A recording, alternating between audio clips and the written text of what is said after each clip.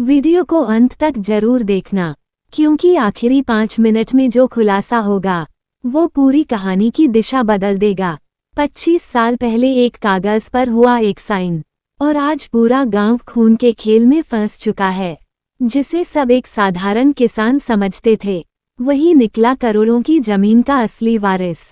लेकिन सच सामने आने से पहले हमला हुआ, लोग गायब हुए और एक एक करके राज खुलने लगे। क्या दीपक सच में असली वारिस है, या ये किसी और बड़ी साजिश का हिस्सा है? आज की कहानी में फाइल खुलेगी और सच आपको हिला देगा। तो शुरू करते हैं। होली का त्योहार गांव के लिए सिर्फ रंगों का दिन नहीं था, ये साल का सबसे बड़ा उत्सव था। सुबह से ही चौपाल पर ढोलक बज रही थी, बच्चे गलियों में दौड़ रहे थे और हर घर के आंगन में रंग से भरे बड़े बड़े टब रखे थे। औरतें गुजिया तल रही थीं, बूढ़े लोग पुराने किस्से सुना रहे थे और जवान लड़के टोली बनाकर एक दूसरे को रंग में डुबो रहे थे। गांव का नाम था रामपुरा। छोटा सा गांव, लेकिन दिलों में अपनापन भरा हुआ। यहाँ हर त्योहार मिलकर मनाया जाता था। सीमा भी उसी गांव की बेटी थी, 19 साल की, सीधी सादी, हंसमुख। उसके पिता रामलाल किसान थे और माँ सावित्री घर संभालती थीं। सीमा की एक छोटी बहन थी और एक भाई। सीमा 12वीं पास कर चुकी थी और आगे पढ़ना चाहती थी, लेकिन घर की हालत बहुत अच्छी नहीं थी। फिर भी उसके चेहरे पर हमेशा उम्मीद रहती थी। उस दिन सुबह सीमा ने भी अपनी सहेलियों के साथ खूब रंग खेला। उसके गाल गुलाबी थे, बालों में हरा रंग अटका हुआ था और हाथों में अबीर की खुशबू थी। वो हंस रही थी, जैसे जिंदगी में कोई दुख हो ही नहीं। दोपहर तक पूरा गांव थक कर घरों में आराम करने लगा। शाम ढलने लगी, आसमान हल्का नारंगी हो गया। होली का जोश थोड़ा शांत हो चुका था, लेकिन कुछ युवक अभी भी चौपाल के पास बैठकर शराब पी रहे थे। उनमें नेता रघुवीर सिंह का बेटा विक्रम भी था। विक्रम गांव में अपने रौब के लिए जाना जाता था। पढ़ाई में कमजोर, लेकिन पैसे और ताकत के दम पर सबको दबाने वाला। उसके साथ 2-3 दोस्त भी थे। सीमा की माँ ने उसे आवाज लगाई, बेटी जरा खेत के पास हो आओ, अंधेरा होने वाला है। गांव में कई घरों में अभी भी शौचालय नहीं थे, इसलिए औरतें अक्सर खेतों की तरफ जाती थीं। सीमा ने दुपट्टा लिया और जल्दी जल्दी कदम बढ़ा दिए। गांव से थोड़ा बाहर जाते ही रास्ता सुनसान हो जाता था। खेतों के बीच से एक पगडंडी गुजरती थी। होली की वजह से इधर उधर रंग बिखरा था। सीमा तेजी से चल रही थी। उसे अंदाजा नहीं था कि चौपाल पर बैठे कुछ लोग उसे जाते हुए देख चुके थे। विक्रम ने शराब का गिलास नीचे रखा और मुस्कुराया। उसके चेहरे पर नशे और घमंड का अजीब मिश्रण था। उसने अपने दोस्तों से कुछ कहा, वे सब हंस पड़े। फिर धीरे धीरे उठकर उसी दिशा में चल पड़े जिधर सीमा गई थी। सीमा खेत के पास पहुंची ही थी कि उसे पीछे से कदमों की आहट सुनाई दी। उसने मुड़कर देखा, सामने विक्रम और उसके दोस्त थे। वो घबरा गई। उसने रास्ता बदलने की कोशिश की, लेकिन वे उसके सामने आकर खड़े हो गए। विक्रम ने हंसते हुए कहा, अरे सीमा, इतनी जल्दी में कहाँ जा रही हो? सीमा ने नजरें झुका ली और बोली, मुझे जाने दो भैया, देर हो रही है। लेकिन उनकी नीयत साफ नहीं थी। उन्होंने उसका रास्ता रोक लिया। सीमा ने हाथ जोड़ लिए। वह रोने लगी। उसने बार बार कहा कि उसे छोड़ दें। आसपास कोई नहीं था। होली के शोर की बची खुची आवाज भी अब दूर हो चुकी थी। स्थिति तेजी से बिगड़ गई। सीमा की चीखें खेतों में गूंजती रहीं, लेकिन सुनने वाला कोई नहीं था। कुछ देर बाद सब शांत हो गया। हवा भी जैसे रुक गई थी। विक्रम के चेहरे पर डर की लकीरें उभर आई थीं। बात हाथ से निकल चुकी थी। सीमा जमीन पर पड़ी थी, सांसें कमजोर थीं। अचानक विक्रम ने घबराकर उसका गला दबा दिया। कुछ ही पलों में सब खत्म हो गया। चारों तरफ सन्नाटा था। शराब का नशा उतर चुका था। उन्हें अपनी करतूत का एहसास हुआ। डर के मारे वे लोग वहां से भाग गए। उधर घर पर जब सीमा देर तक नहीं लौटी तो मां को चिंता हुई। सावित्री ने पहले सोचा कि शायद किसी सहेली के घर रुक गई होगी, लेकिन जब अंधेरा गहरा गया तो उसने रामलाल को बताया। रामलाल ने लालटेन उठाए और बेटे के साथ सीमा को ढूंढने निकल पड़ा। कुछ और पड़ोसी भी साथ हो लिए। वे पगडंडी की तरफ गए। खेत के पास पहुंचते ही रामलाल के कदम रुक गए। लालटेन की रोशनी में कुछ दिखा। जमीन पर सीमा पड़ी थी।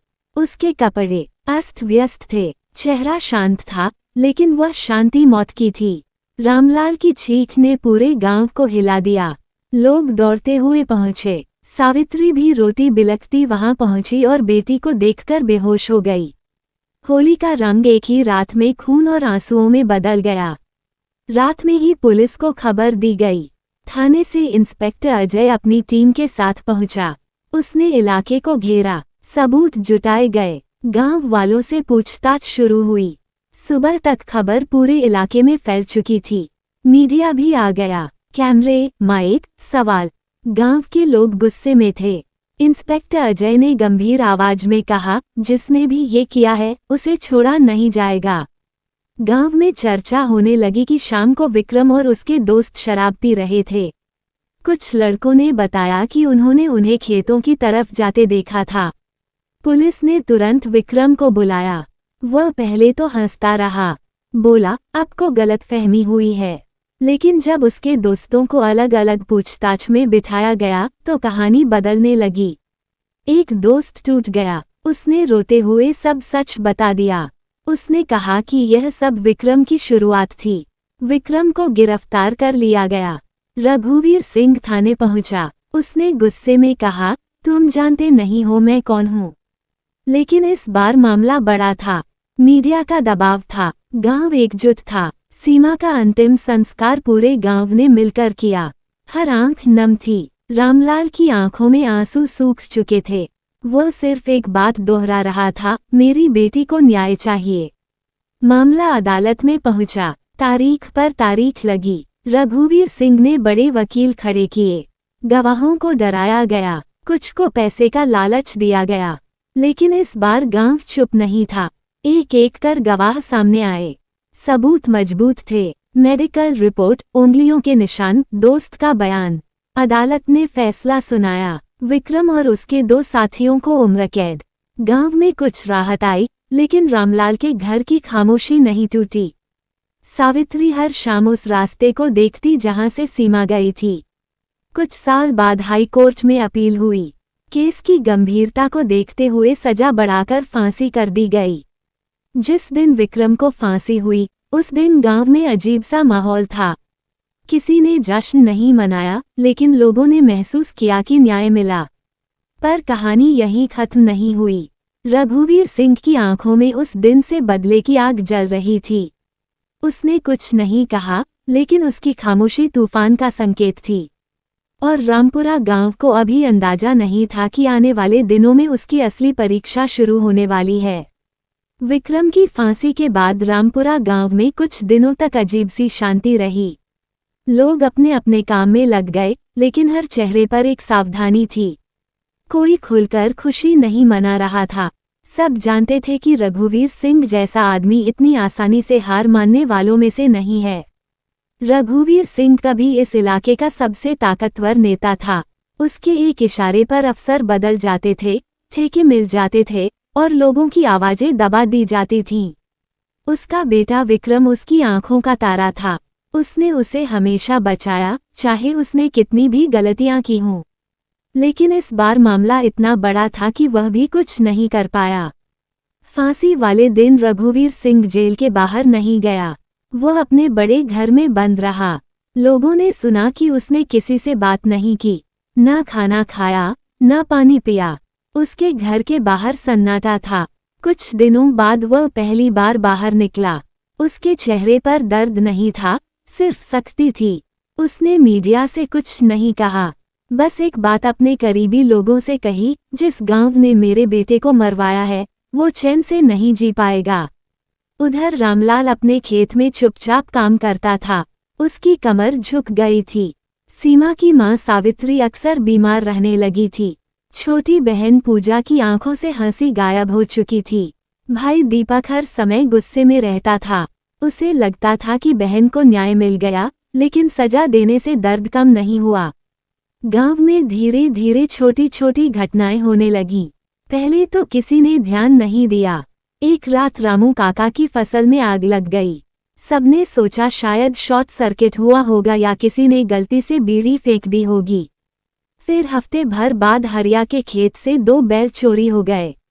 वो गरीब किसान था, उसके लिए वे बैल ही सब कुछ थे। तीसरी घटना ने सबको सोचने पर मजबूर कर दिया। सीमा के पिता रामलाल को रात में घर लौटते समय 2 अज्ञात लोगों ने घेर लिया और बुरी तरह पीटा। उनका चेहरा ढका हुआ था। जाते जाते उन्होंने सिर्फ इतना कहा, न्याय का बहुत शौक था ना। रामलाल किसी तरह घर पहुंचा। गांव वाले इकट्ठा हुए। दीपक का खून खौल उठा। उसने पुलिस में रिपोर्ट लिखवाई। पुलिस आई, पूछताछ हुई, लेकिन कोई सुराग नहीं मिला। इंस्पेक्टर अजय अभी भी उसी थाने में था। उसने रामलाल को भरोसा दिलाया कि दोषियों को पकड़ा जाएगा, लेकिन उसके चेहरे पर भी चिंता थी। उसे समझ में आ रहा था कि यह सब अचानक नहीं हो रहा। गांव के बुजुर्गों ने पंचायत बुलाई। चौपाल पर सब इकट्ठा हुए। हर आदमी अपनी अपनी घटना सुनाने लगा। किसी के खेत में नुकसान, किसी की दुकान पर पत्थरबाजी, किसी के घर के बाहर धमकी भरा कागज। धीरे धीरे एक नाम फुसफुसाहट में उभरने लगा, रघुवीर सिंह।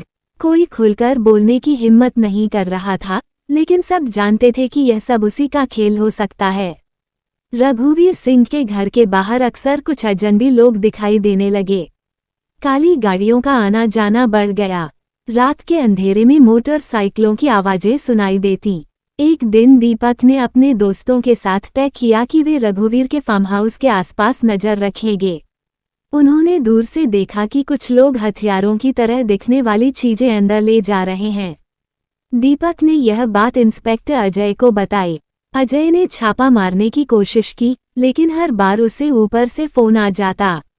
उसे चेतावनी दी जाती कि बिना पक्के सबूत के बड़े आदमी के खिलाफ कदम न उठाए।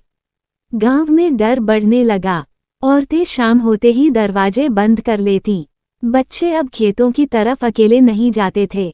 एक रात सीमा की छोटी बहन पूजा घर के बाहर पानी भर रही थी। अचानक उसे लगा कि कोई उसे घूर रहा है। उसने मुड़कर देखा तो अंधेरे में एक आदमी खड़ा था। वो कुछ कहे बिना भाग गया।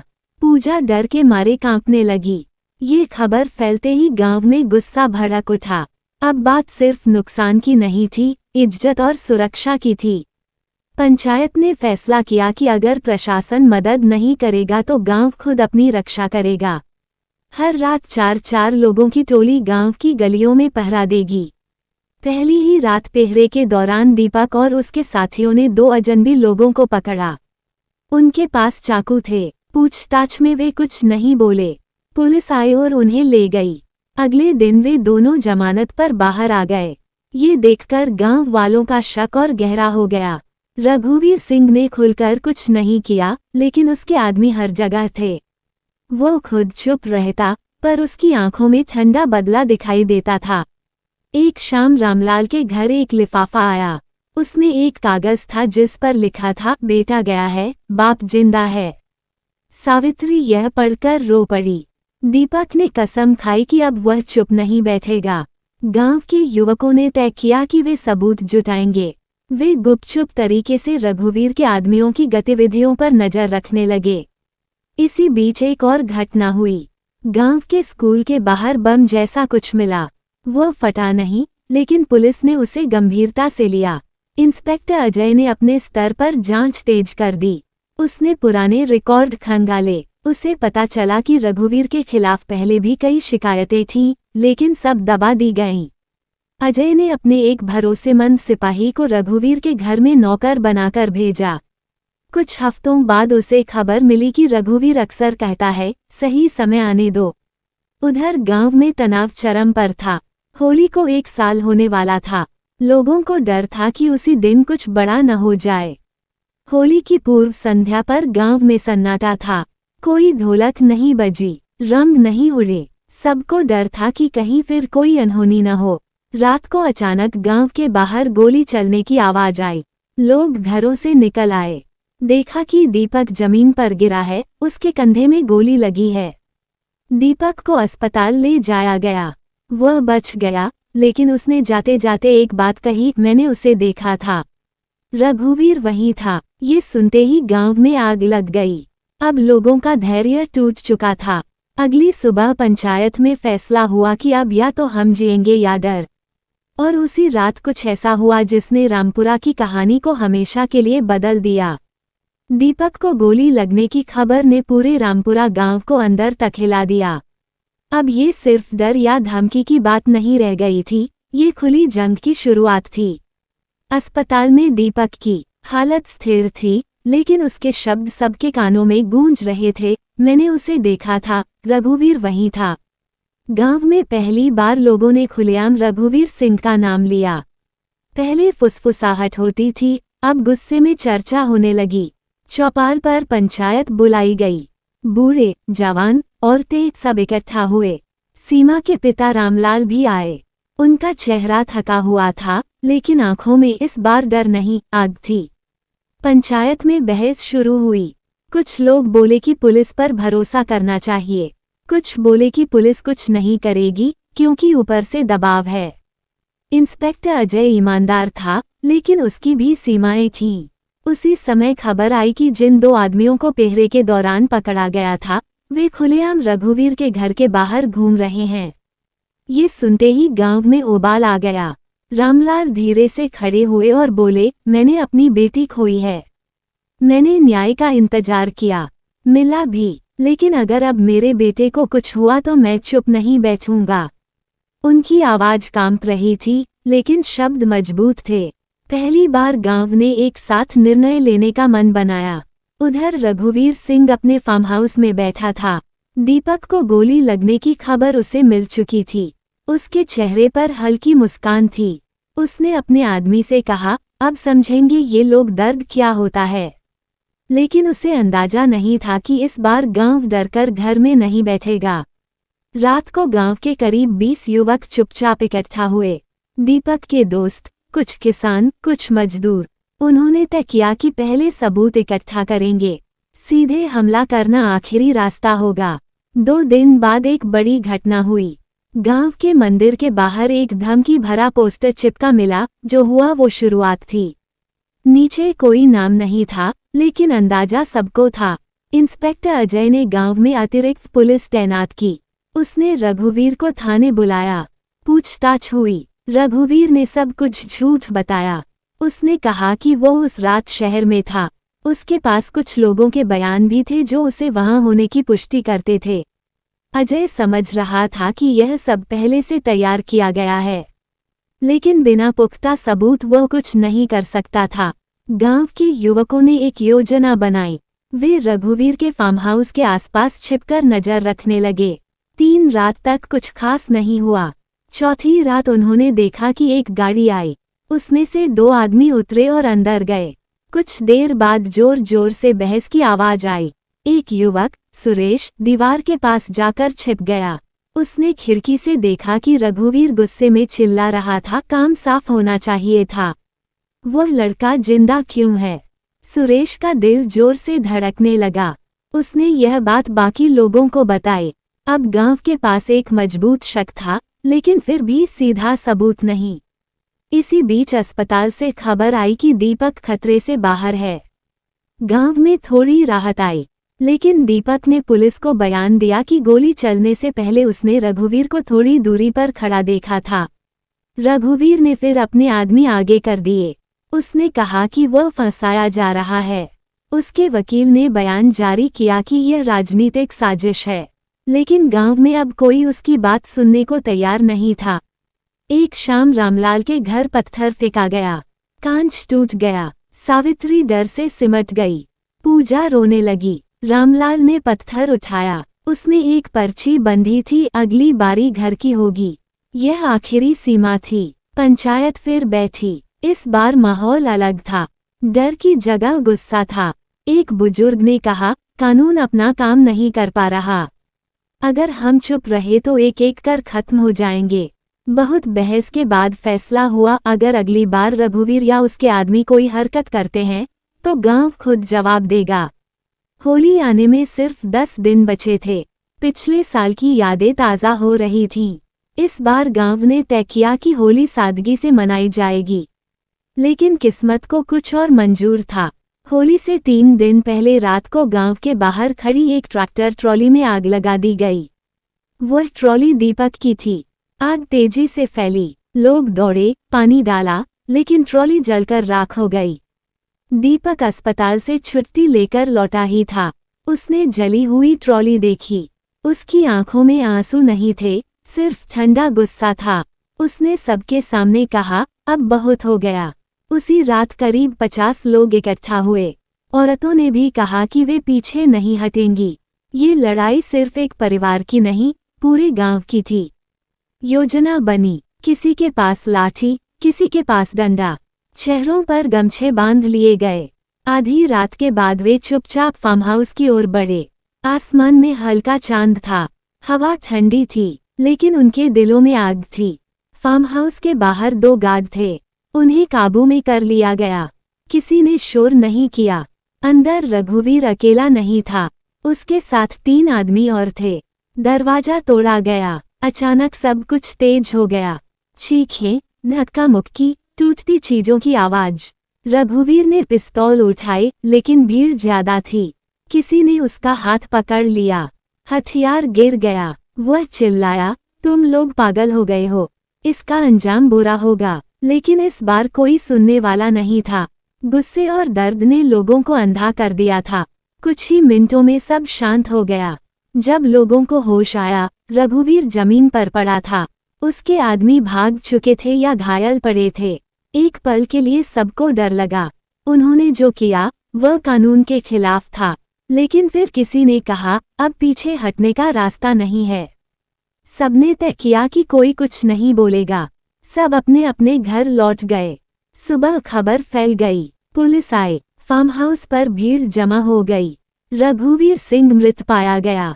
इंस्पेक्टर अजय समझ गया कि यह भीड़ का काम है। उसने गांव में पूछताछ शुरू की। हर घर में एक ही जवाब मिला, हमें कुछ नहीं पता। कोई गवाह नहीं, कोई सीसीटीवी नहीं, गार्ड भी कुछ साफ नहीं बता पाए। मामला उलझ गया। ऊपर से दबाव भी कम था, क्योंकि रघुवीर अब सत्ता में नहीं था। कुछ हफ्तों की जांच के बाद केस ठंडा पड़ने लगा। रामपुरा गांव में पहली बार लोगों ने राहत की सांस ली। रात का पहरा हट गया। बच्चे फिर खेलने लगे। होली आई। इस बार ढोलक धीरे बजी, रंग हल्के से उड़े, लेकिन हर चेहरे पर एक अनकहा राज था। सबको लगता था कि अब सब खत्म हो गया, लेकिन कहानी अभी पूरी नहीं हुई थी। एक शाम गांव के बाहर एक काली गाड़ी आकर रुकी। उसमें से एक आदमी उतरा, लंबा कद, सख्त चेहरा। उसने फार्म हाउस की ओर देखा, फिर गांव की तरफ। ये था महेंद्र सिंह, रघुवीर का छोटा भाई। वह सालों से बाहर रहता था। उसे सब खबर मिल चुकी थी। उसने धीरे से कहा, अब हिसाब बराबर होगा, और रामपुरा की शांति फिर से खतरे में पड़ गई। महेंद्र सिंह की एंट्री किसी तूफान की पहली ठंडी हवा जैसी थी। ऊपर से सब शांत दिख रहा था, लेकिन अंदर बहुत कुछ हिलने वाला था। वो काली गाड़ी से उतरा, फार्म हाउस के टूटे हुए गेट को देखा, दीवारों पर पड़े निशान देखे, फिर जमीन पर कुछ देर खामोश खड़ा रहा। उसके चेहरे पर न गुस्सा साफ दिख रहा था, न दुख, बस एक गहरी, ठंडी नजर थी, जैसे वो हर चीज याद कर रहा हो। उसके साथ 2 आदमी थे, दोनों शहर के लग रहे थे, आंखों पर काला चश्मा, कम बोलने वाले। महेंद्र ने धीमी आवाज में कहा, साफ करो सब, और जो भी यहाँ हुआ है, उसका एक एक हिसाब चाहिए। वह सीधे गांव नहीं गया। पहले उसने थाने का रुख किया। इंस्पेक्टर अजय अपने कमरे में फाइल देख रहा था जब सिपाही ने आकर बताया कि कोई महेंद्र सिंह मिलने आया है। अजय समझ गया कि यह मुलाकात आसान नहीं होगी। महेंद्र अंदर आया, कुर्सी पर बैठा, बिना मुस्कुराए बोला, मैं रघुवीर का भाई हूँ। केस की फाइल देखनी है। अजय ने शांत स्वर में जवाब दिया, जांच चल रही है। महेंद्र हल्का सा हंसा, जांच?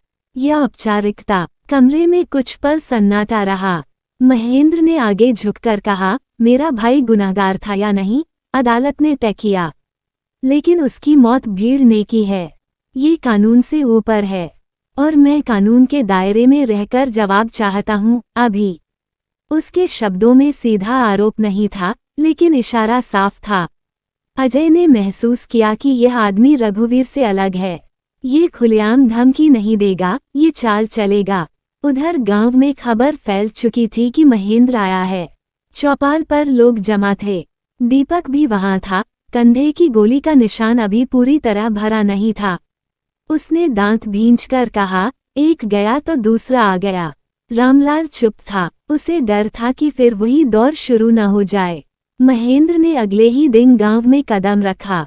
वो अकेला नहीं था, उसके साथ पुलिस की एक जीप भी थी। उसने सीधे पंचायत घर जाने की मांग की। लोग इकट्ठा हो गए। उसने सबके सामने कहा, मैं यहाँ बदला लेने नहीं आया, मैं सच जानने आया हूँ। मेरे भाई की मौत कैसे हुई? भीड़ में खुसर पुसर हुई। किसी ने जवाब नहीं दिया। महेंद्र ने नजरें घुमाई, हर चेहरे को देखा, जैसे पहचानने की कोशिश कर रहा हो कि उस रात कौन कौन था। उसने फिर कहा, अगर किसी को लगता है कि भीड़ में रहकर वह बच जाएगा तो गलतफहमी है। कानून धीमा है, लेकिन अंधा नहीं। उसके शब्दों ने गांव के अंदर हलचल पैदा कर दी। उस रात गांव में फिर पहरा लगा, लेकिन इस बार डर अलग था। पहले डर रघुवीर के आदमियों से था, अब डर चालाकी से था। महेंद्र ने शहर से एक निजी जांच एजेंसी भी लगा दी। कुछ अजनबी लोग गांव में किराए के घर लेकर रहने लगे। वे खुद को मजदूर बताते, लेकिन रात में नोट्स बनाते, तस्वीरें खींचते। इंस्पेक्टर अजय पर ऊपर से दबाव बढ़ा। उसे केस फिर से खोलने का आदेश मिला। फार्म हाउस की फोरेंसिक रिपोर्ट दोबारा जांच के लिए भेजी गई। गांव में बेचैनी बढ़ने लगी। एक शाम सुरेश ने देखा कि कोई आदमी उसके घर के बाहर फोटो ले रहा है। उसने पकड़ने की कोशिश की, लेकिन वो बाइक पर भाग गया। अगले दिन दीपक को थाने बुलाया गया। उससे उसी रात के बारे में दोबारा सवाल पूछे गए। दीपक ने वही जवाब दिया, मुझे कुछ नहीं पता। लेकिन पूछताछ लंबी चली। बाहर आते आते उसके माथे पर पसीना था। महेंद्र ने एक और चाल चली। उसने रघुवीर के पुराने गार्ड को ढूंढ निकाला, जो उस रात घायल हुआ था। पहले वह चुप था, लेकिन अब उसे पैसे और सुरक्षा का भरोसा दिया गया। कुछ दिनों बाद खबर आई कि गार्ड ने बयान दिया है, उसने भीड़ में कुछ चेहरों को पहचाना था। ये खबर आग की तरह फैली। गांव में शक का माहौल बनने लगा। लोग एक दूसरे को देखने लगे, जैसे सोच रहे हों कि कहीं कोई टूट न जाए। पंचायत फिर बैठी। इस बार बहस तेज थी। कुछ बोले कि हमें शहर के बड़े वकील से सलाह लेनी चाहिए। कुछ बोले कि चुप रहना ही बेहतर है। रामलाल ने धीरे से कहा, हमने जो किया डर में किया, लेकिन अगर कोई टूट गया तो सब डूबेंगे। महेंद्र ने गांव के बाहर एक प्रेस कॉन्फ्रेंस की। उसने कहा, मैं न्याय चाहता हूँ। अगर गांव निर्दोष है तो सामने आए, अगर दोषी हैं तो सजा पाएंगे। मीडिया फिर सक्रिय हो गया। कैमरे, सवाल, बहस। रामपुरा फिर सुर्खियों में था। इसी बीच एक और घटना हुई। सुरेश अचानक गायब हो गया। वह शाम को खेत गया था, लौटकर नहीं आया। उसका मोबाइल बंद था। गांव में अफरा तफरी मच गई। कुछ लोगों को शक था कि यह महेंद्र की चाल है। पुलिस ने खोज शुरू की। 2 दिन बाद सुरेश शहर के एक लॉज में मिला। वह डरा हुआ था। उसने बताया कि 2 लोगों ने उसे उठाया, आंखों पर पट्टी बांधी, धमकाया कि अगर उसने सच नहीं बताया तो उसका अंजाम बुरा होगा। सुरेश ने कहा कि उसने कुछ नहीं बोला। ये सुनकर गांव में गुस्सा और डर दोनों बढ़ गए। अब मामला सिर्फ जांच का नहीं था, मनोवैज्ञानिक दबाव का था। महेंद्र खुलकर कुछ नहीं कर रहा था, लेकिन उसके कदम गांव को तोड़ने की कोशिश कर रहे थे। दीपक ने तय किया कि वह चुप नहीं बैठेगा। उसने अपने कुछ दोस्तों के साथ शहर जाकर एक वकील से मुलाकात की। वकील ने कहा, अगर सब एक साथ हैं तो डरने की जरूरत नहीं, लेकिन अगर एक भी कमजोर पड़ा तो मुश्किल होगी। उधर इंस्पेक्टर अजय दुविधा में था। वह जानता था कि उस रात भीड़ थी, लेकिन वह ये भी जानता था कि गांव महीनों से डर में जी रहा था। कानून की किताब और जमीन की हकीकत अलग थी। एक रात अजय अकेले फार्म हाउस गया। वहां खड़े होकर उसने सोचा, क्या सच में न्याय सिर्फ सजा से होता है, या कभी कभी हालात लोगों को अपराधी बना देते हैं। लेकिन वह भावनाओं से ऊपर उठने की कोशिश कर रहा था। उसे सच चाहिए था। महेंद्र ने आखिरी दांव खेलने का फैसला किया। उसने घोषणा की कि वह उस रात की सीसीटीवी फुटेज लेकर आएगा। ये सुनते ही गांव में हलचल मच गई।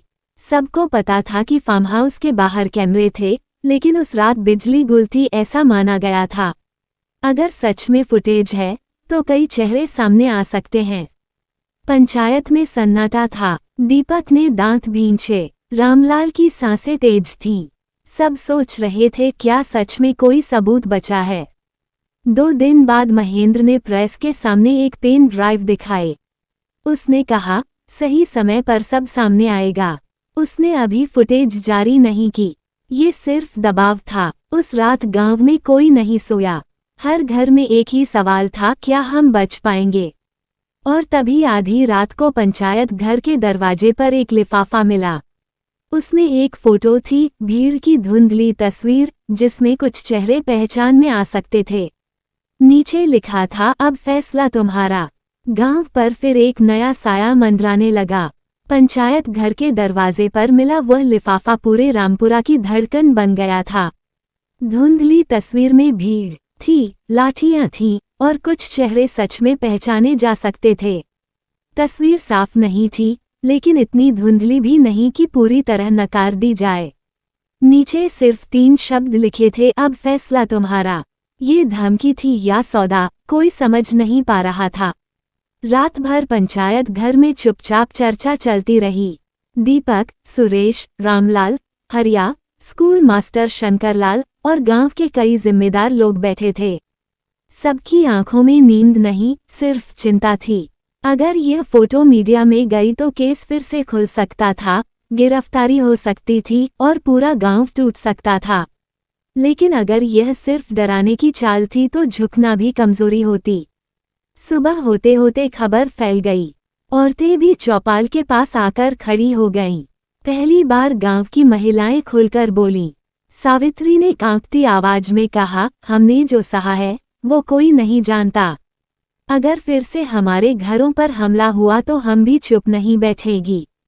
उसकी बात में दर्द था और वही दर्द धीरे धीरे साहस में बदल रहा था। उधर महेंद्र सिंह अपने शहर वाले गेस्ट हाउस में बैठा था। उसके सामने लैपटॉप खुला था। स्क्रीन पर वही तस्वीर थी। उसके साथ बैठा एक आदमी बोला, सर, ये बस आधी सच्चाई है। असली फुटेज तो नहीं मिली। महेंद्र ने ठंडी आवाज में जवाब दिया, सच्चाई से ज्यादा असर शक का होता है। जब लोग खुद एक दूसरे से डरने लगते हैं तो आधी लड़ाई जीत ली जाती है। उसका इरादा साफ था, वह गांव को तोड़ना चाहता था ताकि कोई एक कमजोर कड़ी सामने आए और सच बाहर निकले। उसी दिन दोपहर को पुलिस फिर गांव पहुंची। इंस्पेक्टर अजय ने पंचायत में बैठकर कहा, हमें एक तस्वीर मिली है। अगर कोई कुछ कहना चाहता है तो अभी कह दे, बाद में देर हो सकती है। सन्नाटा था, किसी ने कुछ नहीं कहा। अजय ने महसूस किया कि यह खामोशी डर से ज्यादा एकजुटता की है। लेकिन वह जानता था कि दबाव बढ़ेगा तो दरार भी आ सकती है। शाम को सुरेश के घर के बाहर 2 अजनबी बाइक पर आए।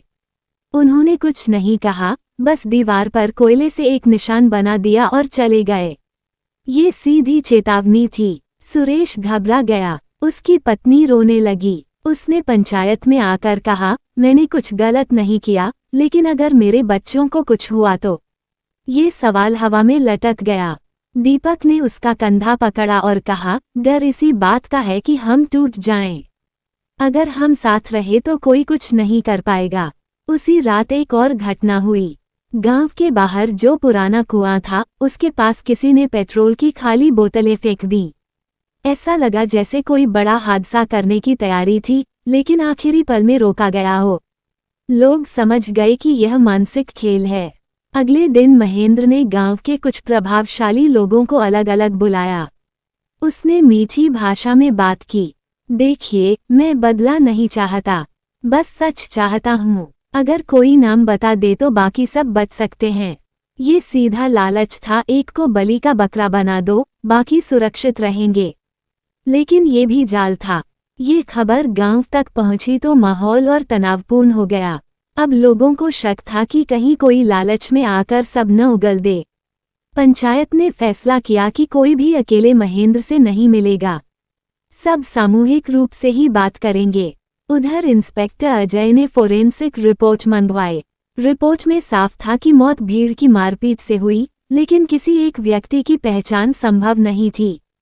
ये रिपोर्ट गांव के लिए राहत थी, लेकिन तस्वीर अभी भी खतरा थी। 3 दिन बाद महेंद्र ने मीडिया को बुलाया। उसने कहा कि उसके पास पुख्ता सबूत हैं और वह जल्द ही अदालत में पेश करेगा। गांव में फिर अफरा तफरी मच गई। उसी शाम दीपक को एक अनजान नंबर से कॉल आया।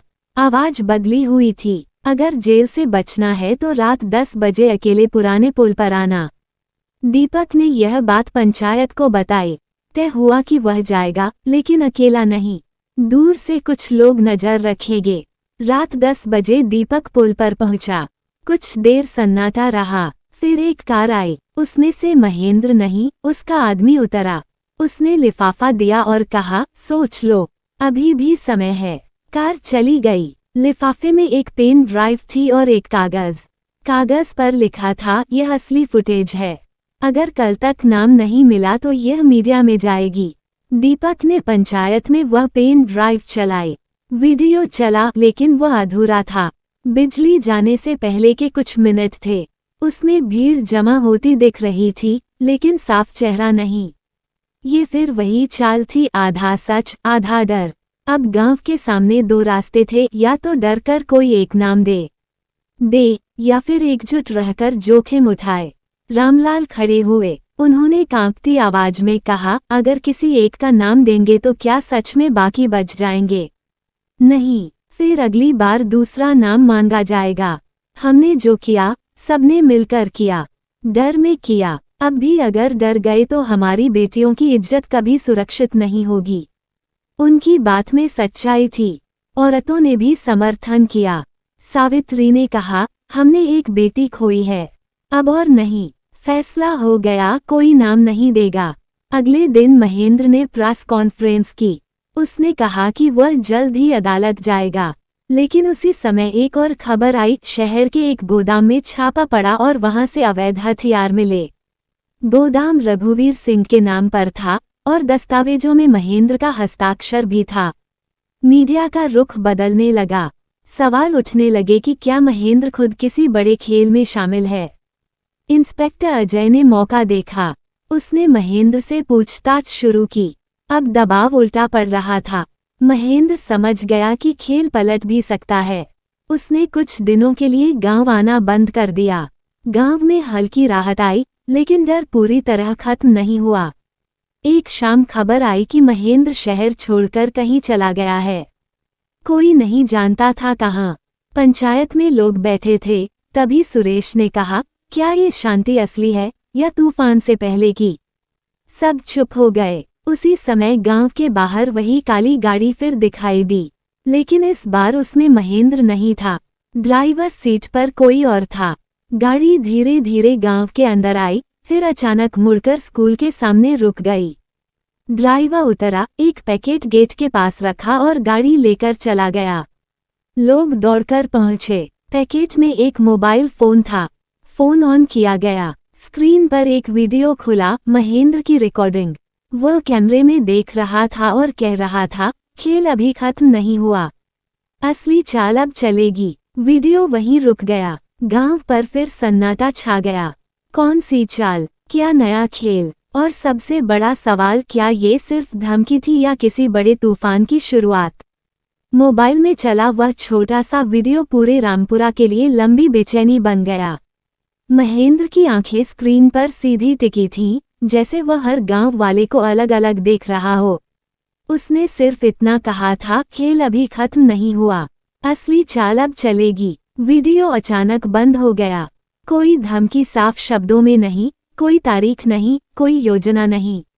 लेकिन डर कभी कभी साफ धमकी से ज्यादा असर करता है। पंचायत घर में बैठे लोग देर तक उस फोन को घूरते रहे। इंस्पेक्टर अजय को बुलाया गया। उसने फोन जब्त किया और कहा कि इसकी जांच होगी, लेकिन गांव वाले समझ रहे थे कि जांच से पहले महेंद्र का खेल दिमागों में शुरू हो चुका है। रात होते होते पूरे गांव में फिर पहरा लग गया। दीपक ने अपने दोस्तों से कहा, ये हमें डराने का तरीका है। अगर हम हर आवाज पर कांपेंगे तो वही जीतेगा। पर सच ये था कि हर घर में डर लौट आया था। औरतें बच्चों को जल्दी सुला देती, दरवाजे भीतर से बंद कर दिए जाते, कुत्तों के भौंकने पर लोग चौंक जाते। अगले दिन स्कूल में आधे बच्चे ही पहुंचे। मास्टर शंकरलाल ने पंचायत में कहा कि माहौल बच्चों पर असर डाल रहा है। उसी दोपहर गांव के बाहर बिजली का ट्रांसफार्मर फूंक गया। अचानक पूरा गांव अंधेरे में डूब गया। बिजली विभाग को खबर दी गई, लेकिन उन्होंने कहा कि तार काटे गए हैं। ये साफ इशारा था कि कोई फिर सक्रिय है। अंधेरे ने डर को और गहरा कर दिया। उसी रात खेतों की तरफ से ट्रैक्टर की आवाज आई। पेहरे पर खड़े सुरेश और हरिया दौड़े। दूर खेत में किसी ने गेहूं की फसल कुचल दी थी। पैरों के निशान थे, लेकिन पहचानना मुश्किल था। ये सीधा हमला नहीं, तंग करने की रणनीति थी। गांव में चर्चा शुरू हो गई कि महेंद्र खुद सामने नहीं आ रहा, पर उसके लोग काम कर रहे हैं। इंस्पेक्टर अजय ने फोन की जांच की रिपोर्ट दी। वीडियो कुछ दिन पहले रिकॉर्ड हुआ था, लोकेशन शहर की थी। कोई सीधा सुराग नहीं। अजय ने गांव वालों से कहा कि अगर किसी को कोई संदिग्ध दिखे तो तुरंत खबर दें। पर समस्या ये थी कि अब हर अजनबी संदिग्ध लगने लगा था। 2 दिन बाद पंचायत के पास एक और पैकेट मिला। इस बार उसमें एक अखबार की कतरन थी, भीड़ द्वारा हत्या के केस में नए सबूत मिलने की संभावना। ये खबर किसी छोटे अखबार में छपी थी, लेकिन किसी ने उसे काटकर भेजा था। संदेश साफ था, दबाव बढ़ाया जाएगा। उसी शाम दीपक को शहर से एक नोटिस मिला। उसे अदालत में गवाही के लिए बुलाया गया था। केस फिर खुल सकता था। गांव में फिर हलचल मच गई। अगर अदालत में केस चला तो पुलिस को किसी को आरोपी बनाना ही होगा। पंचायत में तीखी बहस हुई। कुछ लोग डरने लगे। हरिया ने कहा, अगर एक नाम दे दे तो शायद मामला खत्म हो जाए। ये सुनकर दीपक भड़क उठा। आज एक नाम दोगे, कल दूसरा मांगेंगे। ये खेल कभी खत्म नहीं होगा। रामलाल चुप बैठे थे। उन्होंने धीरे से कहा, डर हमें बांट रहा है। यही महेंद्र चाहता है। उसी रात एक और घटना हुई। गांव के किनारे रहने वाले बूढ़े मोहनलाल के घर आग लगाने की कोशिश हुई। पड़ोसियों ने समय रहते देख लिया और आग बुझा दी। मोहनलाल का रघुवीर से कोई झगड़ा नहीं था, पर वह उस रात फार्म हाउस के पास दिखा था। ये साफ संकेत था कि कोई एक को निशाना बना रहा है। अगले दिन इंस्पेक्टर अजय ने गांव में खुली बैठक की।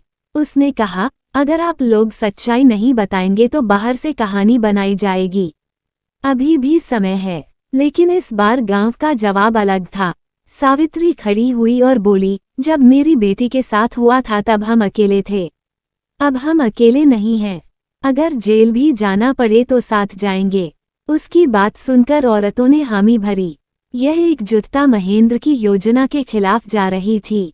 उधर शहर में महेंद्र बेचैन था। उसके कुछ आदमी पकड़े गए थे, जिनके पास से हथियार मिले। मीडिया अब सवाल कर रही थी कि क्या वह दबाव बनाने के लिए अवैध तरीके अपना रहा है। उसने फैसला किया कि अब सीधी चाल चलेगा। 3 दिन बाद गांव में एक बड़ी खबर आई। जिला अधिकारी ने घोषणा की कि गांव में शांति बनाए रखने के लिए विशेष बल तैनात किए जाएंगे। बाहर से पुलिस आई। ये कदम महेंद्र की शिकायत पर उठाया गया था। अब गांव पुलिस की निगरानी में था। लोगों को लगा कि उन्हें अपराधी की तरह देखा जा रहा है। बच्चों तक को पूछताछ के लिए रोका जाने लगा। यह अपमान की भावना थी। दीपक ने कहा, वो हमें कानून से नहीं, कानून के डर से हराना चाहता है। उसी रात पंचायत में फैसला हुआ कि वे सामूहिक रूप से जिला मुख्यालय जाकर अपना पक्ष रखेंगे। अगले दिन लगभग 100 लोग बस में बैठकर शहर गए। उन्होंने जिलाधिकारी से मुलाकात की और कहा कि वे शांति चाहते हैं, लेकिन बार बार की जांच उन्हें अपराधी बना रही है। ये कदम साहसी था। मीडिया ने भी इसे दिखाया। महेंद्र को ये पसंद नहीं आया। उसी शाम गांव लौटते वक्त बस के सामने अचानक एक ट्रक आ गया। ड्राइवर ने समय रहते ब्रेक लगाया। बड़ा हादसा टल गया। लेकिन सब समझ गए कि यह संयोग नहीं था। अब मामला खतरनाक मोड़ पर था। इंस्पेक्टर अजय ने ट्रक ड्राइवर को पकड़ा। पूछताछ में पता चला कि उसे किसी अज्ञात आदमी ने पैसे देकर बस के सामने लाने को कहा था। नाम नहीं पता, चेहरा नहीं पहचानता, लेकिन ये पहली बार था जब सीधा सबूत मिला कि किसी ने गांव को डराने के लिए साजिश की। अजय ने महेंद्र को फिर बुलाया। इस बार पूछताछ सख्त थी। महेंद्र ने सब आरोप नकार दिए, पर उसकी बेचैनी दिख रही थी। उसी रात गांव में शांति थी, असामान्य शांति। पहरे पर खड़े दीपक ने दूर सड़क पर हेडलाइट देखी। एक गाड़ी धीरे धीरे गांव की ओर आ रही थी। वो वही काली गाड़ी थी। सब सतर्क हो गए। गाड़ी पंचायत घर के सामने रुकी। दरवाजा खुला। इस बार खुद महेंद्र उतरा। उसने चारों ओर देखा, भीड़ को देखा और बिना डर के आगे बढ़ा। उसने कहा, बहुत हो गया छुपन छुपाई, मैं यहाँ बात करने आया हूँ। आखिरी बार। उसकी आवाज शांत थी, पर उसमें चुनौती थी। गांव वाले जमा हो गए। दीपक आगे बढ़ा। दोनों की आंखें मिलीं। हवा में तनाव था। महेंद्र ने कहा, या तो सच बोलो या फिर परिणाम भुगतो। दीपक ने जवाब दिया, सच यह है कि हमने डर में जीना बंद कर दिया है। कुछ पल के लिए सब स्थिर हो गया। तभी दूर से पुलिस की जीप की आवाज आई। इंस्पेक्टर अजय भी पहुंच चुका था। माहौल किसी विस्फोट से पहले की खामोशी जैसा था, और उसी क्षण पंचायत घर की लाइट अचानक बंद हो गई। अंधेरा छा गया। भीड़ में हलचल हुई। किसी ने चिल्लाकर कहा, पीछे देखो, और कहानी एक बार फिर अनजाने खतरे की ओर मुड़ गई। पंचायत घर की लाइट अचानक बंद होते ही पूरा माहौल अंधेरे में डूब गया।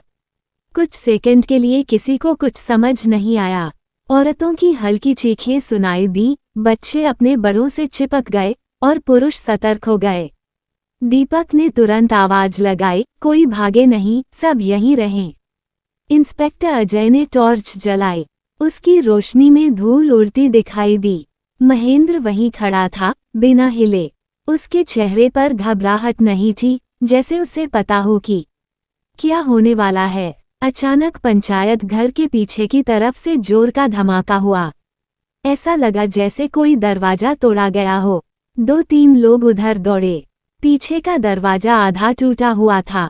जमीन पर एक धुआं छोड़ता छोटा सा देसी बम पड़ा था, जो फटा नहीं था लेकिन आवाज और डर पैदा करने के लिए काफी था। अजय ने तुरंत पुलिस को पीछे की तरफ भेजा, पर अंधेरे और अफरा तफरी में कोई पकड़ा नहीं गया। 5 मिनट बाद बिजली वापस आ गई। गांव वाले एक दूसरे को देखने लगे। महेंद्र ने धीरे से कहा, देखा, हालात कितने खराब हैं। अगर सच नहीं बोला गया तो ऐसी घटनाएं बढ़ेंगी। उसकी बात में सीधी धमकी नहीं थी, लेकिन इशारा साफ था। दीपक ने गुस्से में कहा, ये तुम्हारा ही खेल है। महेंद्र मुस्कुराया, सबूत है। इंस्पेक्टर अजय ने बीच में आकर कहा, बस, यहाँ कोई हंगामा नहीं होगा।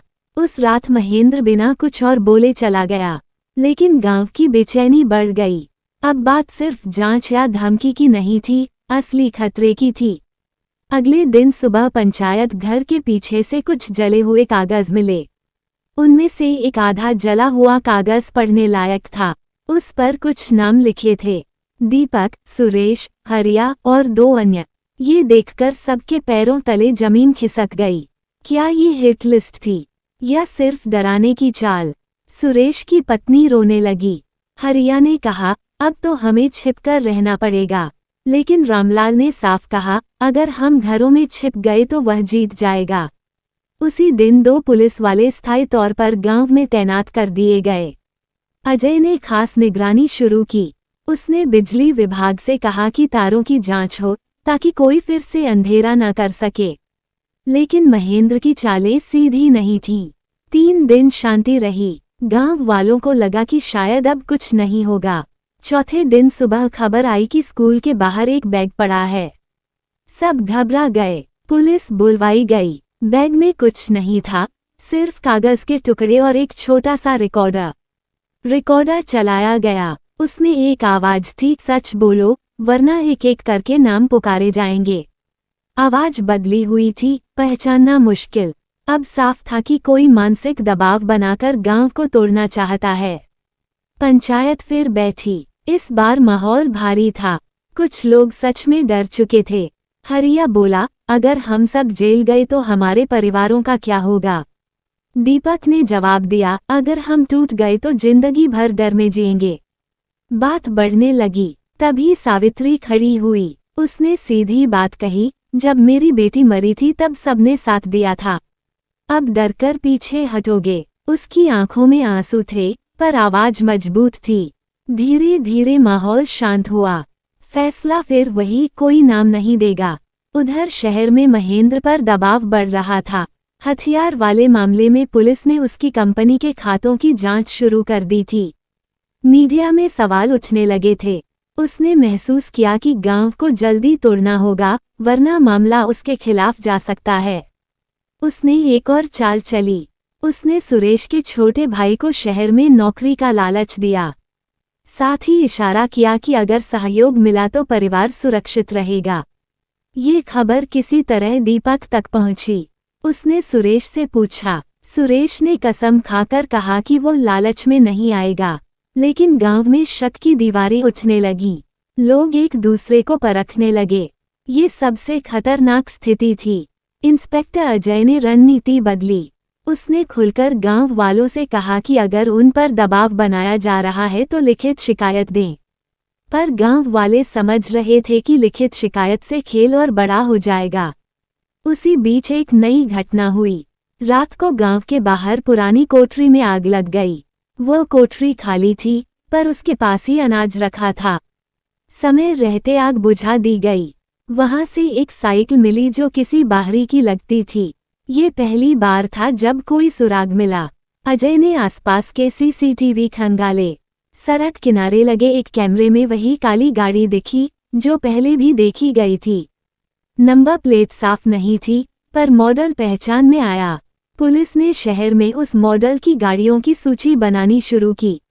महेंद्र को भनक लगी। उसने कुछ दिनों के लिए खुद को सार्वजनिक रूप से दूर कर लिया। गांव में हल्की राहत आई, पर डर अभी भी जिंदा था। एक रात दीपक पहरे पर था। उसने देखा कि स्कूल की दीवार पर कोई परछाई हिल रही है। वह दौड़ा। वहां एक आदमी पोस्टर चिपका रहा था। दीपक ने उसे पकड़ने की कोशिश की। वह भागा, लेकिन गिर पड़ा। जब उसे पकड़ा गया तो वह गांव का नहीं था। पुलिस आए। पूछताछ में उसने कबूल किया कि उसे पैसे देकर पोस्टर लगाने को कहा गया था। किसने पैसे दिए? एक शहर का आदमी, नाम नहीं पता। लेकिन उसने एक फोटो दिखाई, वही काली गाड़ी। ये बड़ा सुराग था। अजय ने गाड़ी की खोज तेज की। कुछ ही दिनों में वह गाड़ी शहर के एक गोदाम के बाहर मिली। गोदाम महेंद्र की कंपनी से जुड़ा निकला। अब मामला सीधा हो रहा था। पुलिस ने गोदाम पर छापा मारा। वहां से कई पोस्टर, रिकॉर्डर और धमकी भरे कागज मिले। ये साफ संकेत था कि गांव को डराने की योजना संगठित थी। महेंद्र को पूछताछ के लिए बुलाया गया। इस बार मामला गंभीर था। मीडिया फिर सक्रिय हो गई। गांव में खबर पहुंची तो लोगों ने राहत की सांस ली। लेकिन दीपक ने कहा, खेल अभी खत्म नहीं हुआ। वह आसानी से हार नहीं मानेगा। सच में, महेंद्र ने सीधे इनकार किया। उसने कहा कि गोदाम में कई लोग काम करते हैं, उसे सबकी जानकारी नहीं। कानूनी लड़ाई शुरू हो गई। गांव में कुछ दिनों की शांति आई। बच्चे फिर स्कूल जाने लगे। औरतें फिर खेतों में जाने लगीं। पर हर कोई सतर्क था। एक शाम पंचायत घर में सब बैठे थे, तभी इंस्पेक्टर अजय आया। उसने कहा, महेंद्र पर केस दर्ज हो गया है, लेकिन सबूत अभी भी कमजोर हैं। वह जमानत पर बाहर आ सकता है। ये सुनते ही फिर सन्नाटा छा गया। उसी रात गांव के बाहर सड़क पर एक ट्रक खड़ा मिला। उसमें से कोई नहीं था। ट्रक के अंदर एक बड़ा बैनर पड़ा था, अंत अभी बाकी है। अब ये साफ था कि या तो कोई महेंद्र के नाम पर खेल खेल रहा है, या वो खुद पर्दे के पीछे से आखिरी वार की तैयारी में है। दीपक ने आसमान की ओर देखा। उसे लगा कि यह लड़ाई अब सिर्फ एक आदमी से नहीं, डर से है। और तभी दूर सड़क पर सायरन की आवाज गूंजी। पुलिस की कई गाड़ियां गांव की ओर बढ़ रही थीं। लोग बाहर निकल आए। अजय उतरा और सीधे पंचायत घर की ओर चला। उसके चेहरे पर गंभीरता थी। उसने कहा, एक बड़ी खबर है और शायद इससे सब बदल जाएगा। सबकी सांसें रुक गईं। कहानी एक नए मोड़ पर खड़ी थी। इंस्पेक्टर अजय के चेहरे की गंभीरता देखकर सब समझ गए कि बात छोटी नहीं है। पंचायत घर में सन्नाटा था। बाहर खड़े लोग भी अंदर झांक रहे थे। अजय ने धीरे से कहा, महेंद्र सिंह पर शहर में हमला हुआ है। एक पल के लिए किसी को समझ नहीं आया। दीपक ने पूछा, क्या मतलब? अजय बोला, उसकी गाड़ी पर फायरिंग हुई। वह घायल है, अस्पताल में है, जिंदा है, लेकिन हालत नाजुक थी, अब खतरे से बाहर बताया जा रहा है। ये खबर सुनते ही पंचायत में फुसफुसाहट शुरू हो गई। किसी ने कहा, किसने किया? अजय ने सिर हिलाया, यही पता करना है। ये खबर गांव के लिए दो तरह की थी। एक तरफ डर था कि अब शक और गहरा होगा, दूसरी तरफ सवाल कि हमला किसने किया।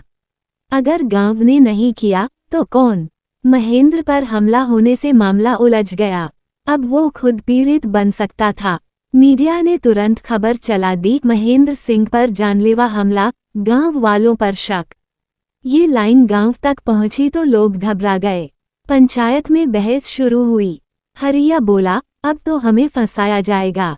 सुरेश ने कहा, हमने कुछ नहीं किया तो डर क्यों? लेकिन डर था क्योंकि पहले भी सच से ज्यादा कहानी चली थी। अजय ने सबको शांत करते हुए कहा, अभी तक किसी पर आरोप नहीं है, लेकिन शहर पुलिस पूछताछ करेगी। कुछ लोगों को बुलाया जा सकता है। उसी रात दीपक के घर पुलिस आई। उसे थाने चलने को कहा गया। पूछताछ में उससे पूछा गया कि हमले के समय वह कहाँ था। उसने साफ कहा कि वह गांव में था, कई लोगों के साथ। अलीबी मजबूत था। इसी तरह सुरेश और दो अन्य युवकों से भी पूछताछ हुई। किसी के खिलाफ सीधा सबूत नहीं मिला। उधर अस्पताल में महेंद्र होश में आ चुका था। उसने बयान दिया कि उस पर हमला करने वाले नकाबपोश थे। उसने ये भी कहा कि उसे शक है कि यह हमला उसे चुप कराने के लिए किया गया है। ये बयान और खतरनाक था।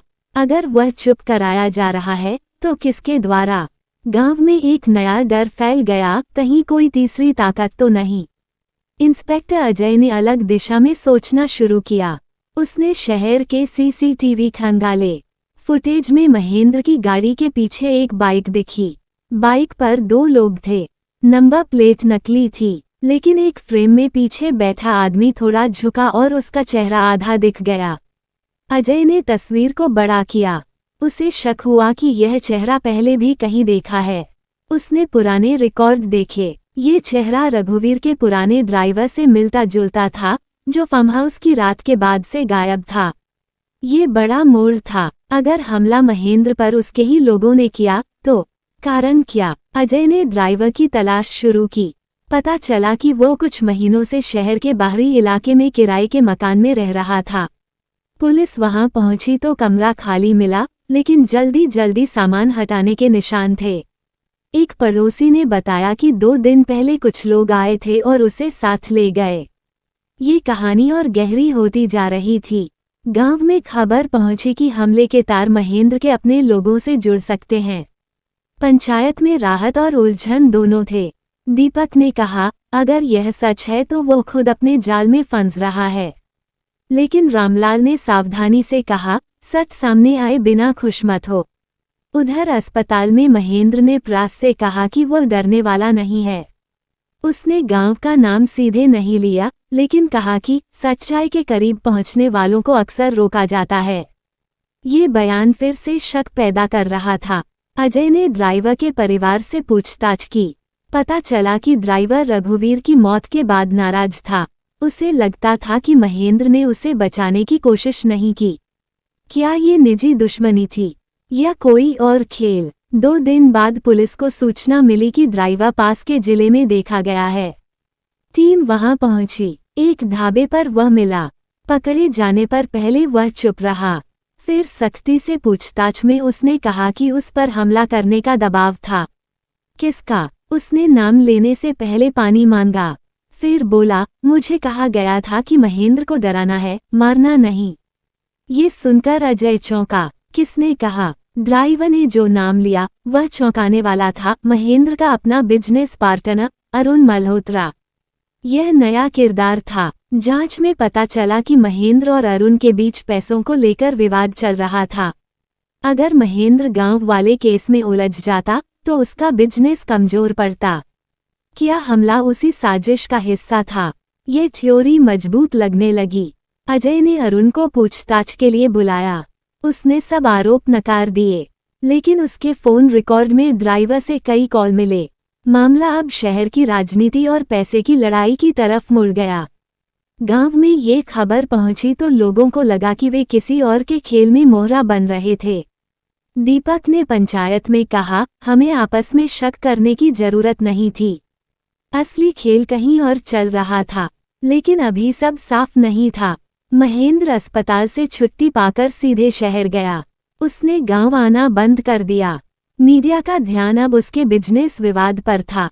गांव में कई दिनों बाद शांति जैसी स्थिति बनी। बच्चे हंसने लगे, औरतें खेतों में गईं, रात का पहरा कम कर दिया गया। लेकिन अजय अभी भी सतर्क था। उसने कहा, जब तक अदालत में सच साबित नहीं होता, खतरा खत्म नहीं। एक शाम दीपक अकेले खेत की मेड़ पर बैठा था। सूरज ढल रहा था। उसे लगा कि महीनों बाद गांव ने राहत की सांस ली है। तभी उसका फोन बजा। अनजान नंबर था। उसने उठाया। दूसरी तरफ से धीमी आवाज आई, सोचते हो सब खत्म हो गया? दीपक का दिल धड़क उठा। कौन? जवाब आया, जिसे तुमने खेल समझा वो सिर्फ पहला दौर था। कॉल कट गई। दीपक ने नंबर मिलाया, स्विच ऑफ। वो तुरंत पंचायत घर पहुंचा। सबको बताया। कुछ लोग बोले कि यह मजाक होगा, लेकिन दीपक की आंखों में डर था। उसी रात गांव के बाहर सड़क पर एक ट्रक पलटा मिला। ट्रक में कुछ नहीं था, लेकिन उसके पीछे लिखा था वापसी। ये शब्द देखकर सब फिर से सन्न रह गए। क्या यह महेंद्र था या कोई और? इंस्पेक्टर अजय को खबर दी गई। उसने ट्रक की जांच की। नंबर प्लेट चोरी की निकली। मामला फिर धुंधला हो गया।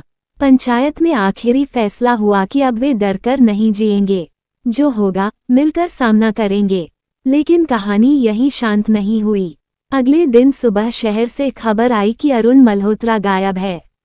और उसी समय गांव के बाहर वही काली गाड़ी फिर देखी गई। इस बार ड्राइवर सीट पर कौन था, कोई साफ नहीं देख पाया। गाड़ी कुछ देर खड़ी रही, फिर धूल उड़ाती हुई चली गई।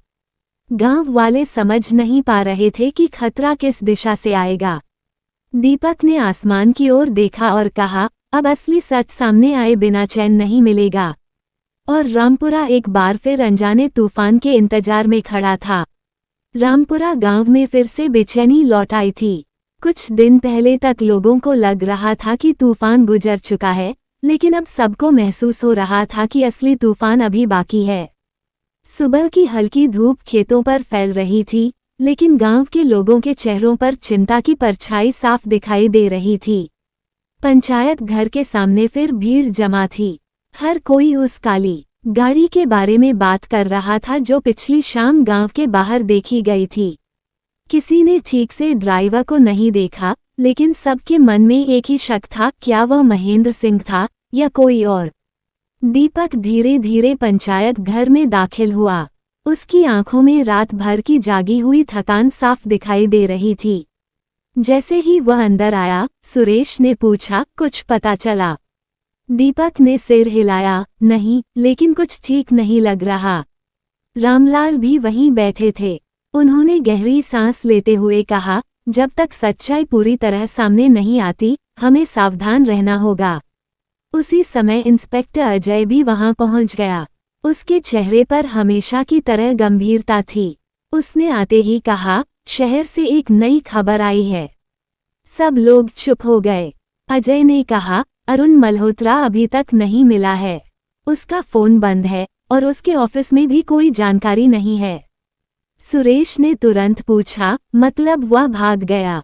अजय ने कहा, हो सकता है, लेकिन ये भी हो सकता है कि उसके साथ कुछ हुआ हो। ये बात सुनकर पंचायत में फिर हलचल शुरू हो गई। अगर अरुण गायब है तो मामला और उलझ गया है। कुछ लोगों को लग रहा था कि महेंद्र ने बदला लिया होगा।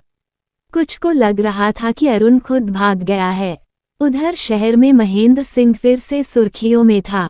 अस्पताल से निकलने के बाद उसने मीडिया से दूरी बना ली थी, लेकिन उसके समर्थक लगातार बयान दे रहे थे कि उस पर हमला एक बड़ी साजिश का हिस्सा था। गांव में रात होने लगी। हवा में हल्की ठंडक थी। दीपक अपने घर के बाहर बैठा था। उसकी माँ चुपचाप खाना बना रही थी। अचानक दूर से बाइक की आवाज आई। बाइक गांव के बाहर रुक गई। दीपक ने ध्यान से देखा। 2 लोग हेलमेट पहने हुए थे। वे कुछ देर तक सड़क पर खड़े रहे, फिर अचानक वापस मुड़ गए। दीपक को ये बात अजीब लगी। उसने तुरंत सुरेश को फोन किया और सारी बात बताई। सुरेश ने कहा, लगता है कोई गांव पर नजर रख रहा है। अगली सुबह गांव में एक और चौंकाने वाली खबर आई। खेतों के पास एक आदमी की लाश मिली थी। खबर फैलते ही पूरा गांव वहां पहुंच गया। इंस्पेक्टर अजय भी तुरंत पहुंचा। जब लाश की पहचान हुई तो सब दंग रह गए। वो रघुवीर का वही पुराना ड्राइवर था जिसे कुछ दिन पहले पुलिस ढूंढ रही थी। लाश देखकर कई लोगों की रूह कांप गई। उसके शरीर पर चोट के निशान थे। ऐसा लग रहा था जैसे उसे पहले बुरी तरह पीटा गया हो, फिर मार दिया गया हो। अजय ने तुरंत इलाके को घेर लिया। उसने फोरेंसिक टीम को बुलाया। शुरुआती जांच में साफ था कि यह हत्या थी।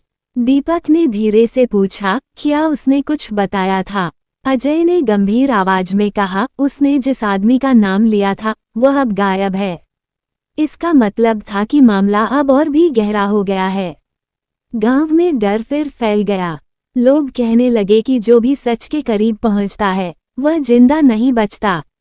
रामलाल ने पंचायत में कहा, ये साफ है कि कोई बड़ी ताकत इस मामले को दबाना चाहती है।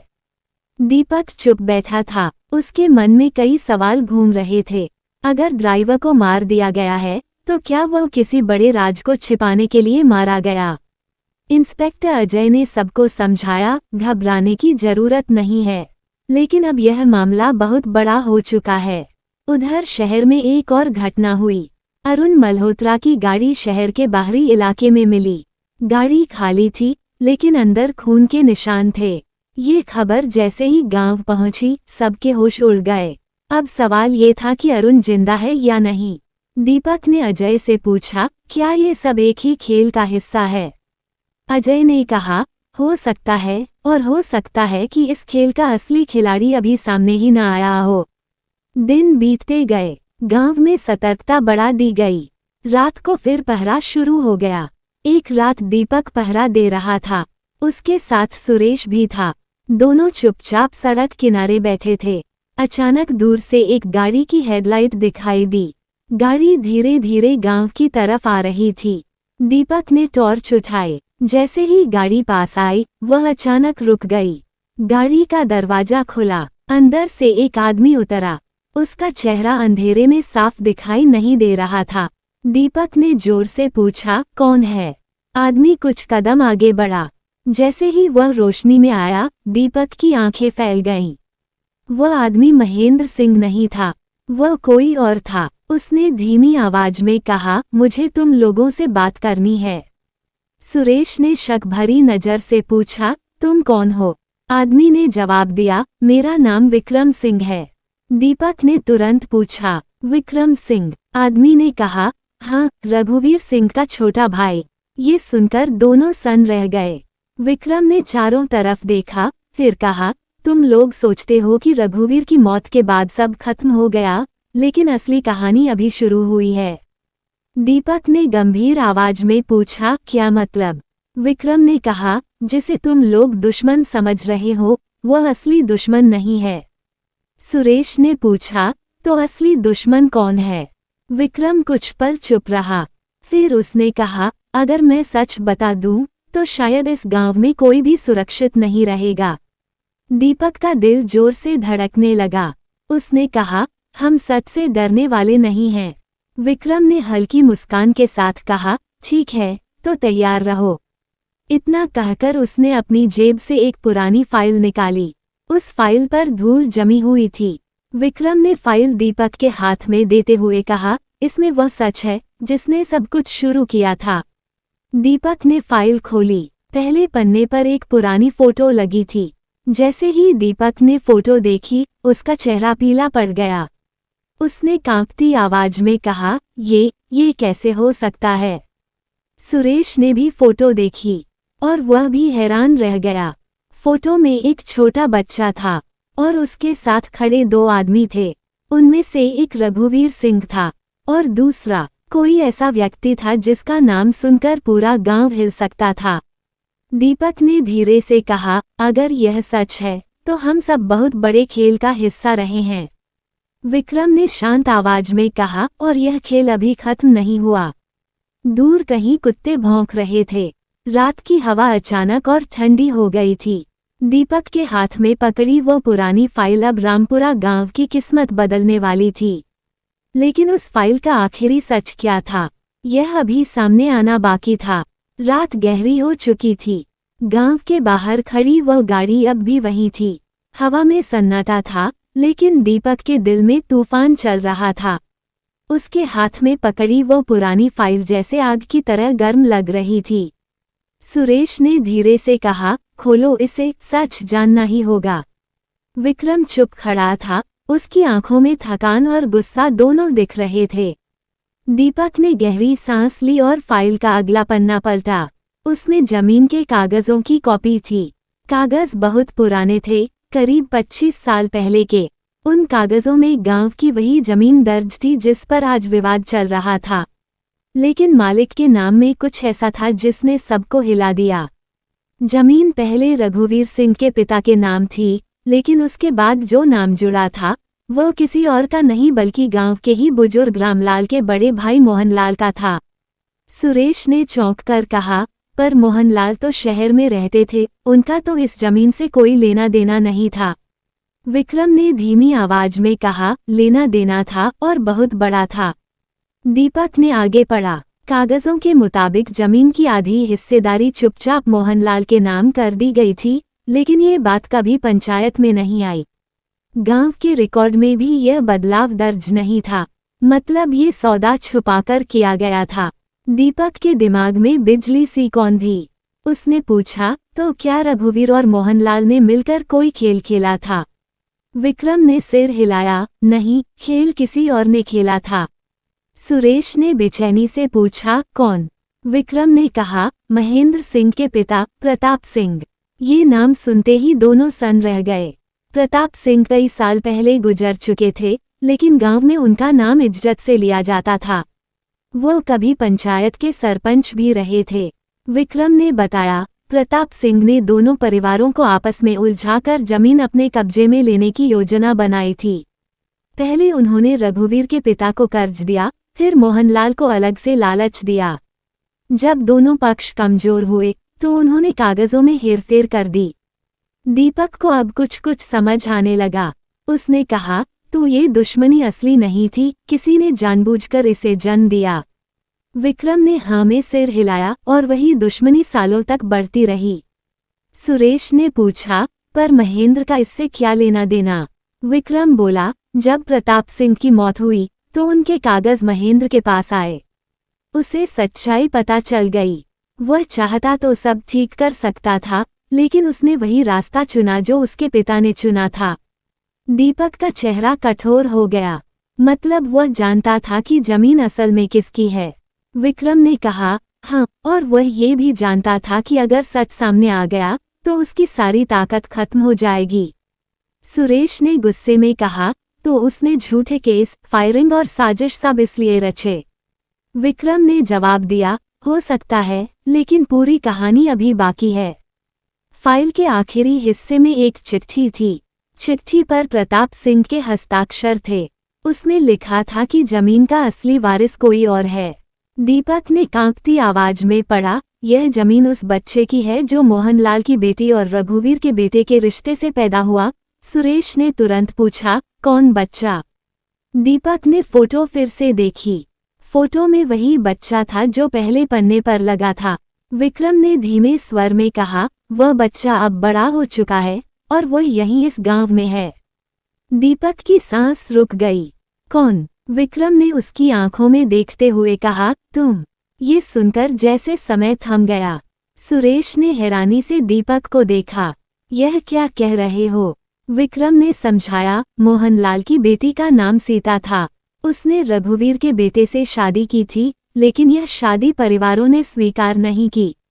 दोनों शहर चले गए। कुछ साल बाद उनका एक्सीडेंट हुआ। गांव में खबर आई कि बच्चा भी मर गया, लेकिन सच ये था कि बच्चा बच गया। उसे गुपचुप तरीके से रामलाल ने पाला।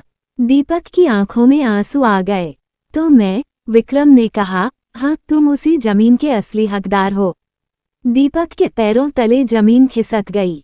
उसे समझ नहीं आ रहा था कि खुशी महसूस करे या डर। अगर यह सच है तो महेंद्र और उसके लोग कभी उसे जिंदा नहीं छोड़ेंगे। सुरेश ने गंभीर होकर कहा, तो अब क्या करेंगे? विक्रम बोला, सच को छुपाकर नहीं रखा जा सकता, लेकिन इसे सामने लाने का तरीका सही होना चाहिए। तभी दूर से पुलिस जीप की आवाज आई। इंस्पेक्टर अजय वहां पहुंच गया था। उसने तीनों को एक साथ देखकर पूछा, क्या चल रहा है? दीपक ने फाइल उसकी तरफ बढ़ा दी। अजय ने ध्यान से कागज देखे। उसके चेहरे का रंग बदल गया। अगर यह असली है तो ये केस पूरी तरह बदल जाएगा। अजय ने कहा, लेकिन इसे कोर्ट में साबित करना आसान नहीं होगा। हमें असली रजिस्ट्री, गवाह और सबूत चाहिए। विक्रम ने कहा, मेरे पास कुछ और कागज हैं, लेकिन वे सुरक्षित जगह पर हैं। अजय ने तुरंत टीम भेजने की बात कही। उसी समय गांव के अंदर से शोर उठा। कुछ लोग दौड़ते हुए आए। उन्होंने बताया कि पंचायत घर में आग लग गई है। सब लोग भागकर वहां पहुंचे। आग तेज थी। ऐसा लग रहा था जैसे किसी ने जानबूझकर लगाई हो। अजय ने तुरंत फायर ब्रिगेड बुलवाई। काफी मशक्कत के बाद आग बुझाई गई, लेकिन कई पुराने रिकॉर्ड जल चुके थे। दीपक समझ गया कि यह संयोग नहीं है। किसी को पता चल गया था कि सच सामने आने वाला है। सुरेश ने कहा, वे हमें रोकना चाहते हैं। अजय ने गंभीर आवाज में कहा, अब मामला और खतरनाक हो गया है। उसी रात गांव में पुलिस तैनात कर दी गई। विक्रम को भी सुरक्षा दी गई, लेकिन डर सबके मन में था। अगली सुबह शहर से खबर आई कि अरुण मल्होत्रा की लाश एक सुनसान गोदाम में मिली है। उसकी मौत गोली लगने से हुई थी। अब शक सीधे महेंद्र पर जा रहा था। मीडिया में हंगामा मच गया। महेंद्र ने बयान दिया कि उसे फंसाया जा रहा है, लेकिन पुलिस जांच तेज हो गई। दीपक को अब समझ आ रहा था कि वह एक बड़े खेल के बीच खड़ा है। अगर वह पीछे हटता है तो सच्चाई दब जाएगी। अगर आगे बढ़ता है तो जान का खतरा है। उसने तय किया कि वह डरेगा नहीं। उसने अजय से कहा, मैं कोर्ट में सच बताऊंगा। अजय ने कहा, तैयार रहना, यह आसान नहीं होगा। रात को दीपक अकेला बैठा था। उसने आसमान की तरफ देखा। उसे अपने माता पिता की याद आई, जिनके बारे में वह आज तक सच नहीं जानता था। अब सब कुछ बदल चुका था। वह सिर्फ एक किसान का बेटा नहीं था, बल्कि उस जमीन का असली वारिस था, जिसके लिए खून बह चुका था। लेकिन कहानी यहीं खत्म नहीं होती। उसी रात पुलिस को खबर मिली कि महेंद्र सिंह गायब है। उसका फोन बंद है। उसके घर पर ताला लगा है। ये खबर सुनते ही अजय ने कहा, अब असली शिकार शुरू हुआ है। गांव में फिर हलचल मच गई। दीपक ने फाइल को कसकर पकड़ा। उसे एहसास था कि अगला कदम बहुत बड़ा होगा। अगर महेंद्र भाग गया है तो वह वापस भी आ सकता है, और इस बार खेल और खतरनाक होगा। दूर कहीं बादल गरज रहे थे। हवा तेज चलने लगी थी। रामपुरा एक नए तूफान के सामने खड़ा था, और इस बार फैसला सिर्फ जमीन का नहीं, बल्कि सच और झूठ के बीच होने वाला था। दीपक ने मन ही मन कसम खाई कि चाहे कुछ भी हो जाए, वह अपने माता पिता का सच दुनिया के सामने लाकर रहेगा। लेकिन क्या वह इस लड़ाई में जिंदा बच पाएगा? ये सवाल अभी भी हवा में तैर रहा था। कहानी यहाँ तक कैसी लगी कमेंट में जरूर बताएं। ज़्यादा कमेंट आएंगे तो पार्ट 2 भी अपलोड किया जाएगा। धन्यवाद।